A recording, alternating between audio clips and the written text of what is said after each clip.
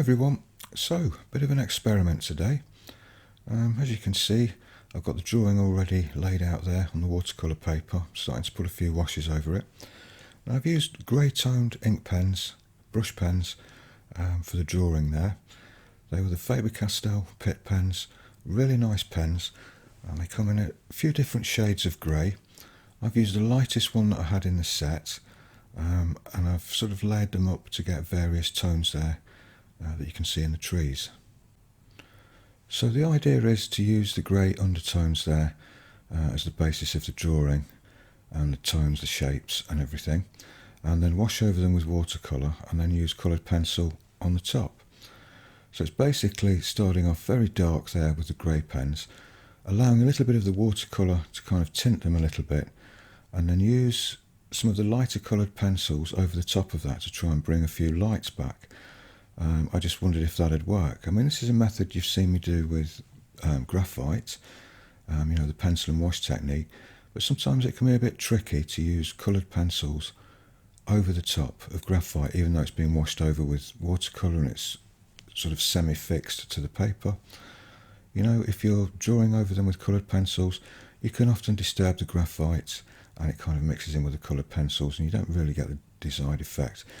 So I thought I'd give it a go with ink, because ink is not going to move. You can draw over ink with coloured pencils. So like I say, it's a bit of an experiment really.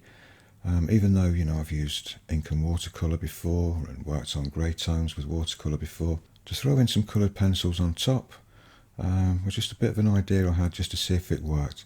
I know coloured pencils work lovely with watercolour anyway, so I didn't think there was any reason why this shouldn't work. Now those middle distant trees there, the main bulk of them, I was a bit concerned about. They look a bit messy, a bit too dark. I didn't really know if I could actually do anything with them. But those sort of areas in a watercolour painting are always a problem area. Little clusters of trees all stacked in front of each other and around each other, forming different tones around the base and around the sides. It's quite tricky just to do, in pure watercolour. You kind of have to spend a lot of time messing around with them. So I thought, to get the tones and the shapes in quick with the grey ink pen, not only would it save time, but it might look a lot better than just trying to wash them in with just watercolour on its own. So that's the plan anyway. I don't know if it works with the final result. I was fairly happy with it, but on the other hand I didn't like the overall look that I got, so I think I need quite a bit more practice with this. But anyway, I guess I ought to talk about the materials I'm using a little bit more as well. Well, the paper I'm using is Daler Rowney Langton Prestige 140 cold press watercolour paper, and the brushes that you see me using there are by Sonnet, and they're a bit hard to find actually on Amazon and eBay and things like that. I don't think you can actually find them, but the place where I get mine from is Crafty Studio in Ireland. They post worldwide. I'll leave a link to their website in the description below if you're interested in trying these brushes. Really nice brushes. They're not very expensive. They're synthetic. They point up really well and they last a long time as well. I got sent a few to review, for a free sample. And as soon as I used them, I placed an order and stocked up with these. Really are nice brushes to use. And the watercolours that I'm using are a mix actually, different manufacturers, various student and artist quality paints in there. And these pencils that you see me using now, these are a very old set actually of Derwent Studio pencils. I've had these 30 years. Yeah, really, I've had these 30 years. I bought a set of 24, I believe, when I originally bought them. And I bought a few additional colours to go with them, and I've kind of got a set of about 30 now. Obviously some of them have been completely used up and replaced over the years, but I really like them for using them in conjunction with watercolour, because they're fairly transparent. They have nice sharp points on them. I mean, sometimes the best coloured pencils with the most pigment are often not the best choice to use over watercolour, because sometimes you still want the watercolour to show through a little bit, and something that's a little bit lighter on pigment, like the Derwent Studios are, can actually work in your favour when you're using them with something like watercolour. because we're only just using them very sparingly for a few little highlights, a few little details here and there.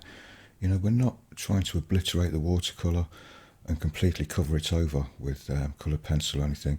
It's only just used for, you know, slight enhancements, little alterations and things like that. Nothing major, but those little enhancements can really make all the difference. You know, if you use them in the right places and you don't sort of overdo it with the coloured pencils, they can work, you know, really nice with watercolour. I know these methods are not really for, you know, the watercolour purist. You know, they're more for the mixed media artist, but that's what I like about watercolour. It's one of those mediums that really lends itself well to use with other mediums. You know, as you've seen here, you can use ink, graphite, coloured pencils, watercolour pencils, gouache, and you can even use pastel pencils if you want to, all in the same painting. And I find that really interesting because every painting that I start, I know that sort of 75 to 90% of it is going to be in watercolour anyway, and it always gives me that option to do something different and change my mind halfway through the painting. You know, I can start out with best intentions of doing just a pure watercolour, but as I'm working through it, you know, like for example these trees, a few washes over it and I feel that it needs a little bit of something more, I can just reach for the pastel pencils, the coloured pencils, and just change things up a little bit. So there's a lot going for, you know, the mixed media techniques.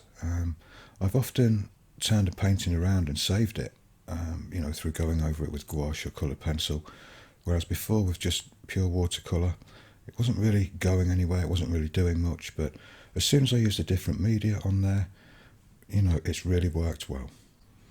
You know, you might have a few ruined watercolours lying around, or an old watercolour sketchbook with some paintings in it that aren't very good. Get them out and have a go. You know, try a few different media on there. Try some coloured pencils, try some pastel pencils, a little bit of gouache, anything. Even go over them with ink, you know, and turn them into a pen and wash. Just try anything, you know. I mean, what have you got to lose? The painting's ruined anyway, so you might as well try it. You might surprise yourself. Okay, so the painting's just about finished now. So I'll get a quick plug-in for Patreon and just mention that this is a full-time lesson over on my Patreon channel, and there's lots of other projects over there, watercolour, mixed media, graphite, all sorts over there. It's only costs £3.50 a month and you'll get access to, I think we're on about 800 videos now. So there's loads of content over there and it's been great to see you there. Okay, so thanks for watching everybody. I really do appreciate it, and I would really appreciate a thumbs up as well. It really helps the channel grow. So thanks very much. Take care everyone, and I'll see you in the next one. Bye for now.